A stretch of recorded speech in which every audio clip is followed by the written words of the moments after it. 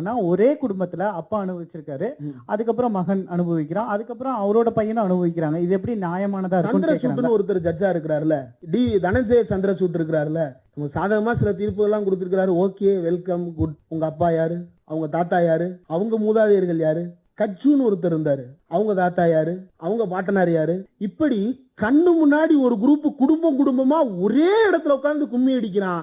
அதை பார்த்து நம்ம கோவமே வர மாட்டேங்குது. அந்த கருவறைக்குள்ள ஒரு குரூப் உட்கார்ந்து இருக்காங்க. என்னைக்காவது ஏன்பா நீ இருந்த, உங்க அப்பா இருந்தாரு, உங்க தாத்தா இருந்தாரு, அவங்க அப்பா இருந்தாரு, அவங்க தாத்தா இருந்தாரு, நான் எப்பதான்டா உள்ள வருதுன்னு அங்க கேட்கவே மாட்டோம். நம்ம நான் சொன்னேன் 18 வருஷம் தான் ஆகுது கல்வியில இடஒதுக்கீடு கொடுத்து. 18 வருஷம் ஆச்சுல, 18 வருஷமா ஒரே ஒரு வருஷமாவது ஏதாவது ஒரு ஐஐடில கம்ப்ளீட்டா ரிசர்வேஷன் ரோஸ்டரை ஃபாலோ பண்ணிட்டேன் அப்படின்னு எவனாவது பிரமாண பத்திரம் கையெழுத்து போடுவானா? மாட்டான். ஏன் மாற்ற?